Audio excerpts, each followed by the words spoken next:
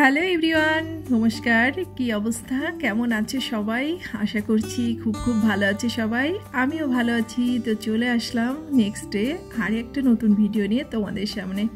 আর তোমরা যে যেখান থেকে আমার ভিডিওটা দেখছো তোমাদের সবাইকে অনেক অনেক ওয়েলকাম। আশা করছি ভিডিওটা ভালো লাগবে তোমাদের। যদি ভিডিওটা ভালো লাগে অবশ্যই ভিডিওটাকে স্কিপ না করে পুরো ভিডিওটার সাথেই থেকো। তো সকালবেলা উঠেছি তো সেই অনেক আগেই, কিন্তু স্বপ্নিলকে রেডি করে স্কুলে পাঠিয়ে দিয়ে তারপর এই যে আমার যা কাজ, ঘরের কাজ, তো সেগুলো শুরু করে দিয়েছি। তো এখন হচ্ছে স্বপ্নিলকে ভাইয়ের সাথে স্কুলে পাঠাই, আর এই ভাগে ভাবি যে আমার যে কাজগুলোকে আছে সেই কাজগুলোকে সেরে নিই। তো সকালবেলা উঠে যা কাজ থাকে আমাদের, একটু ধোয়া মোছা, তারপর পরিষ্কার পরিচ্ছন্নতা, আসলে এটা না করলে তো হয় না। নিজে যতক্ষণ না সংসারের কাজে হাত দেওয়া হয় ততক্ষণ কিন্তু সেই অবস্থায় পড়ে থাকে, যেটা আসলে ভালো লাগে না। আর পরিষ্কার পরিচ্ছন্ন থাকলে বেশ ভালো লাগে কিন্তু, তাই না? তো যাই হোক, এদিকে হচ্ছে ভাবলাম আজকে রান্নাঘরটাকে একটু ধুয়ে মুছে পরিষ্কার করে নেব। তো এই যে রান্নাঘরের টাইলসগুলোকে একটু জেটের জল দিয়ে মানে একটু মুছে নিচ্ছি, আর সুইচ বোর্ডটাকেও একটু পরিষ্কার করে নিলাম। কারণ যেহেতু রান্নাঘরে, তো এই ঘরটাতে একটু তেল কাস্টে ভাবটা কিন্তু বেশিই পড়ে, প্রতিদিন রান্না বাড়া সব কিছু। আর ফ্যানটা যেহেতু চলে, তো রান্না করার সময় একটু তেল কাস্টেটাই দেখবে ফ্যান চলে বেশি কিন্তু উড়ে চলে আসে রুমের মধ্যে। তো এ কারণেই সব কিছু একটু আটা আটা মতো হয়ে যায়। আর এজন্যই একটু ভালো করে ভাবলাম রান্নাটা আজকে নাস্তা বানানো শুরু করার আগে রান্নাঘরটাকে একটু মুছে টুছে পরিষ্কার করে নিই। আর এই যে এই সাইডটা যে আমার ওয়াইফাই লাইনের তারটা আছে, তো ওটা তো মনে হয় যত তেল কাস্টে ময়লা সব এটার সাথেই আটকে থাকে, আর এটা খুবই বিরক্তিকর ব্যাপার। তো আমি একটু ন্যাকড়া দিয়ে ভালো করে তারটাকে আর কি মুছে পরিষ্কার করে নিলাম। আর আমি এই পাশে ওয়ালটাকে মোছার সময় প্রথমে হচ্ছে একটু মাজুনি দিয়ে ভিম লিকুইডটা দিয়ে ভালো করে একটু ডলে রেখেছিলাম, আর এখন হচ্ছে ভিজে ন্যাকড়াটা দিয়ে মুছে নিচ্ছি। আসলে এরকমটা করলে কি হয়, একটু দ্রুত হয় এবং কষ্টটাও কম হয়। তো যাই হোক, আমি প্রতিদিন রান্নার পর এই সাইডটা একটু মুছে রাখি, না হলে অনেক বাজে দেখায়। কারণ রান্না করতে গেলে কি হয়, দেখা যায় মাছ ভাজতে গেলে বা কোনো কিছু ফোড়ন দিলে একটা তেল কিন্তু ছিটে ওয়ালের সাথে লেগে যায়, যেটা খুবই বাজে দেখায়। তো আমি প্রতিদিন করে রাখি, তারপরেও একদিন একটু ডিপ ক্লিন করলে ভালো হয়, সে কারণেই একটু রান্নাঘরটাকে মুছে নিলাম। তো আমার উপরের সাইডটা পুরোটাই মোছা হয়ে গেছে। এখন ফ্লোরটাকে মুছে তারপর হচ্ছে চলে যাব নাস্তার কাছে। তো গতকাল রাত্রেই বেশ কিছু থালা বাসন ছিল যেগুলোকে আর কি ধুয়ে রেখেছিলাম, তো ওগুলোকে এখন আমার কাজে লাগবে, মানে সকালবেলা নাস্তার জন্য এগুলো আমার লাগবে। তো এই কারণে এগুলোকে একটু ভাবলাম যে গুছিয়ে গাছিয়ে রাখি। কারণ রান্না করার আগে যদি সব জিনিসগুলোকে নিজের সুবিধা মতো গুছিয়ে নেওয়া হয়, তাহলে রান্না করতে কিন্তু খুব একটা ঝামেলা হয় না, আবার কষ্টও হয় না। আর বিশেষ করে দেখবা যে রান্না করার সময় হাতের কাছে জিনিসগুলো পেলে ভীষণই ভালো লাগে। তো ওইদিকে থালা বাসনগুলো গুছিয়ে নিয়ে আমি কিছু সবজি কেটে নিয়েছি, আর চুলায় হচ্ছে একটু জল বসিয়ে দিয়েছি। তো সকালে হচ্ছে একটু নুডলস করবো নাস্তায়, আর নুডলসটা কী জন্য করবো সেটা তোমাদের সাথে একটু পরেই বলতেছি। তো আজকে কি হয়েছে, স্বপ্নিল যেহেতু ওই স্কুলে গেছে, তো আজকে হচ্ছে ওর স্কুল থেকে ক্লাসটা শেষ হওয়ার পরে ওকে আর কি কোচিংয়ে যেতে হবে, মানে বাসায় আসতে পারবে না। তো এই কারণে ভাবলাম যে ভাইয়ের সাথে, যেহেতু ভাই ওকে স্কুল থেকে কোচিংয়ে পৌঁছে দিয়ে আসবে, তো ওর সাথে একটু কিছু টিফিন পাঠিয়ে দিই, যেটা ও খেয়ে নেবে, যেহেতু বেশ অনেক সময়ের ব্যাপার। আর ওদের স্কুল থেকে যে টিফিনগুলো দেয় সেটা আমার কাছে ভীষণই খারাপ লাগে, আর ও তো মোটেই খায় না।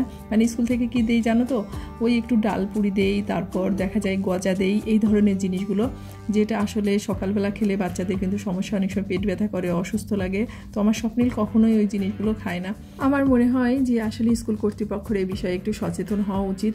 কারণ বাচ্চাদের সকালবেলা একটা ডিম সিদ্ধ অথবা এক প্যাকেট বিস্কিট বা একটা ড্রাই কেক দিলে কিন্তু ওরা কিন্তু সবাই খেতে পারে এবং সেটা ভালো লাগে। তো যাই হোক, এটা জানি না কিসের জন্য এমনটা করে, তো যাই করুক সেটা তাদের ব্যাপার, আসলে কি বলবো, আমাদের কিছু করার নেই। তো এই যে বললাম না যে সবজিগুলোকে কেটে নিয়েছি, তো একটু গাজর, একটু পটল, একটু পেঁয়াজ আর আলু দিয়ে নুডলসটাকে রান্না করে নেব। তো আমাদের আসলে ভালো মন্দটা বাচ্চাদের আমাদেরকেই দেখতে হয়, সে কে কী সিদ্ধান্ত নিল, কে কীভাবে চললো, সেটা আসলে দেখতে গেলে হয় না। তো যার যে সন্তানের জন্য যেটা ভালো তাকে তো সেটাই করতে হবে। তো আমি একটু তাড়াহুড়ো করতেছি, কারণ কাজগুলো করতে করতে ভীষণই মানে অনেকটাই দেরি হয়ে গেছে। তো ভাই বলছে তাড়াতাড়ি একটু রান্নাটা করে ফেলতে। আর আমি যে নুডলসটা রান্না করতেছি, এবার নুডলসটা রান্না করার পরে তারপরে আবার স্বপ্নের পাপার জন্য আবার সকালের নাস্তাটা আলাদাভাবে বানাবো, কারণ ওই যে রুটি খাবে। তো এদিকে সব সবজিগুলো দিয়ে একটু সামান্য লবণ হলুদ দিয়ে দিলাম। আর নুডলসের ব্যাপার তো সবাই জানো, আমার মনে হয় যে রান্না বান্না করতে জানে সেও সব কিছুই নুডলস, অন্তত নুডলসটা রান্না করতে পারে, আজকাল তো সেটাই হয়েছে। তো যাই হোক, এখন হচ্ছে সবজিটাকেও একটু জল দিয়ে আর কি নরম করে নিয়েছি। আর আজকে নুডলসের ভিতরে সকালবেলা তো কোনো আর কি সস দেবো না, তো একটু ডিম দিয়ে দিয়েছি। আর ডিম দিয়ে এখন হচ্ছে এটার সাথে সবজিগুলোকে নাড়াচাড়া করে নুডলসটাকে দিয়ে নামিয়ে দেবো। তো সকালবেলা তো একটু সসটা খেলে দেখা যায় পেটে ব্যথা করতে পারে। আর স্বপ্নিল হচ্ছে মানে সসটা পছন্দ করে, তবে সকালবেলা তো এই কারণেই আর কি সসটা দিলাম না, যেহেতু বাসি পেটে আছে। তো আসলে যার যেমন রুচি বা অভ্যাস সে সেইভাবেই খাবে, এটাই স্বাভাবিক। তো আমিও সকালবেলা সসটা খুব একটা বেশি পছন্দ করি না, তো এই কারণেই দিলাম না। ওইদিকে নুডলসটা তো জল ধরে গেছে, এখন দিয়ে আর কি মশলাটা দিয়ে দেবো। তো প্রায় 3 মাস ধরে স্কুলটা বন্ধ ছিল, কিন্তু তারপরে হচ্ছে এমন প্রেশারটা পড়েছে যে স্কুলটা তো সপ্তাহে 6 দিন খুলেছে, আগে তো 5 দিন ছিল, 6 দিন স্কুল, তার উপরে হচ্ছে পরীক্ষার ডেটটা দিয়ে দিয়েছে, তারপর কোচিং, মানে বাচ্চাদের ভীষণভাবে একটা প্রেশারে মানে সৃষ্টি হয়েছে। আর ওদের সাথে সাথে আমাদের মতো গার্জিয়ানদের অবস্থাও আর কি নাজেহাল হয়ে যাচ্ছে, মানে ওদেরকে সামলাতে সামলাতে। তো এই হচ্ছে অবস্থা। আর ও যেহেতু স্কুলের টিচারের কাছে কোচিংটা করে, এই জন্য ছাড়ে বলছে আজকে স্কুলটা শেষ হলে একবারে কোচিংটা করিয়ে তারপরে ছুটি আর কি হবে। তবে স্কুলে কোচিং না, কোচিংটা হবে বাইরে যেখানে আর কি কোচিংটা করে, তো সেখানে। তো যাই হোক, মানে ওদের পেরেশানিতে আমাদেরও মাঝে মাঝে ভীষণই আর কি বলবো, অনেক কষ্ট লাগে।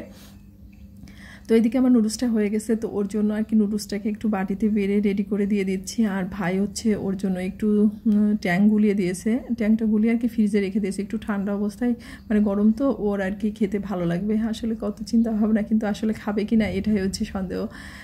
তো যাই হোক, আমি এদিকে ভাইয়ের জন্য আর কি টিফিনটা রেডি করে দিচ্ছি, মানে ও হচ্ছে সকালে নাস্তা আজকে নুডলসটা খাবে, আমিও খাবো, ভাই খাবে। আর শুধুমাত্র স্বপ্নিলের পাপার জন্য একটু রুটি করবো আর চা করবো। তো যাই হোক, যেদিন আমি সকালবেলা ভয়েস ওভারটা দিতে যাই, মানে আমাদের এখানে এত পরিমাণে সকালবেলার পূজার সাউন্ডটা আসে, তোমরা হয়তো শুনতে পাচ্ছ ভয়েস ওভারের সাথে সাথে। আসলে আমি সাউন্ডটাকে রিমুভ করতে পারি না, তো এ কারণেই পুরো সাউন্ডটাই চলে আসে, তবে তোমরা কিছু মনে করো না। এদিকে হচ্ছে রেডি করে দিয়ে দিয়েছি সব কিছু। আর ভাই হচ্ছে না সকালে টিফিনটা খেয়ে ও হচ্ছে স্বপ্নিলকে মানে নিতেই স্কুলে চলে গেছে, ওকে রেডি করে সব কিছু দিয়ে দিয়েছি। আর এদিকে স্বপ্নিলের পাপা হচ্ছে স্নানে গেছে, তো এই ফাঁকে ভাবলাম যে আমার কিছু মাছ কাটার ছিল, তো মাছগুলোকে আজকে মানে ও স্নান করে আসতে আসতে হচ্ছে কেটে নিই। আর এর মধ্যে আমার নাস্তাটাও বানানো হয়ে গেছে, চুলায় আর কি চা বসিয়ে রেখেছি। তো আজকে হচ্ছে দুপুরে 2 রকমের মাছ রান্না করব, মানে স্বপ্নিলের পাপার একটু ইচ্ছা হয়েছে তেল কই খেতে, তো এই কারণে কই মাছটাকে রান্না করব। আর হচ্ছে আলু কাঁচা কলা দিয়ে পাবদা মাছটা রান্না করব, যেহেতু ছোটো ছোটো কই মাছ তার অনেক কাটা, তো স্বপ্নিলের খেতে একটু সমস্যা হয়, এই কারণে একটু আলাদাভাবে আর কি পাবদা মাছটাকে রান্না করব। তো আমার বাসায় এখন আর ছাই দিয়ে আমি মাছ কাটি না, মানে আমার হাজব্যান্ড ছাই দিয়ে খুব একটা পছন্দ করে না। তবে বাসায় ছাই না থাকলে যারা আর কি মাছ কাটতে প্রবলেম হয়, তারা আসলে এই যে যদি এইভাবে ন্যাকড়াটা ব্যবহার করো তাহলে কিন্তু মাছ কাটতে অনেক সুবিধা হয়। মানে মাছটাকে ন্যাকড়া দিয়ে মুছে তারপরে কাটলে যে বিজলা ভাবটা থাকে সেটা কিন্তু আর থাকে না, তো মাছ কাটার খুব একটা ঝামেলাটা হয় না। তো তারপর স্বপ্নিলের পাপা তো নাস্তা খেয়ে বেরিয়ে গেছে, আমিও একটু নাস্তা খেয়ে নিয়েছি। আর এর মধ্যে স্বপ্নিলও চলে এসেছে স্কুল থেকে। তো আমি কি করি, আমরা প্রতিদিন যে জুতাগুলো ব্যবহার করি বাইরে যাই, তো বাইরে থেকে আসার পরে জুতাগুলোকে আর কি একটু রোদ্র দিয়ে রাখি। সেটা ধুতে না পারলেও অনেক সময় দেখা যায় রোদ্রে দিয়ে দেখি। আসলে স্বপ্নিলের জুতা তো আর প্রতিদিন ধোয়া সম্ভব না স্কুল থেকে আসার পর, তো একটু রোদ্রে দিয়ে রাখলে আর কি ভালো হয়। মানে ও স্কুল থেকে আসার পরে ওর স্কুল ড্রেসগুলো আবার পা মোজাটা জুতাগুলো একটু রোদ্রে দিয়ে রাখি, তাতে ভালো হয়। আর কিছু জামা কাপড় ছিল বাথরুমে, সেগুলোকে ধুয়ে আর কি সারিয়ে দিয়ে আসছি। তো এর মধ্যে রান্নাটা করে নিয়েছি, আর সেটা তোমাদের সাথে ভিডিও করলাম না। তো রান্নায় হয়েছে ডাল, একটু পটল ভাজি, আর এই যে মাছ, আর হচ্ছে তেলকই। তো তেলকইটা তো রান্না হয়ে গেছে, আর এর মধ্যে এখন একটু সামান্য পরিমাণ সর্ষের তেল দিয়ে দেবো। সর্ষের তেল দিয়ে তারপর এটাকে ঢেকে রেখে দেবো, মানে তারপর সর্ষের তেলের ফ্লেভারটা এর ভিতরে গেলে আমার ওই ফ্লেভারটা ভীষণই ভালো লাগে। তো যাই হোক, রান্নাবাড়া শেষ, অনেকটাই ঝামেলা শেষ। তবে সকাল থেকে এ পর্যন্ত আজকে একটু সময় পাইনি যে বসবো, রেস্ট নিব। তারপরে একটু কাজ বাকি ছিল, সেটা হচ্ছে এই রুমের বিছানা চাদরটাকে চেঞ্জ করব। মানে সকালবেলা তো কোনো রুমেই বেডটাকে খালি পাই না, আমি যখন ঘুম থেকে উঠি সবাই আর কি ওই সময় ঘুমিয়ে থাকে। তো যাই হোক, রান্নাটার পরেই আমার আর কি এই কাজগুলোকে করতে হচ্ছে। আর এখন এই বিছানা চাদরটাকে পেতে তারপর আমি সোজা স্নান করতে চলে যাব। স্নান করে এসে কয়টা খেয়ে তারপর একটু রেস্ট নেব। তো আজকে আমার ভিডিওটা এ পর্যন্তই। যদি আমার ভিডিওটা তোমাদের কোথাও এতটুকু ভালো লেগে থাকে অবশ্যই ভিডিওটাকে একটা লাইক, একটা কমেন্ট আর অবশ্যই একটা শেয়ার দিতে ভুলো না। ভালো থেকো সবাই, তোমাদের সাথে দেখা হচ্ছে আমাদের নেক্সট ভিডিওতে।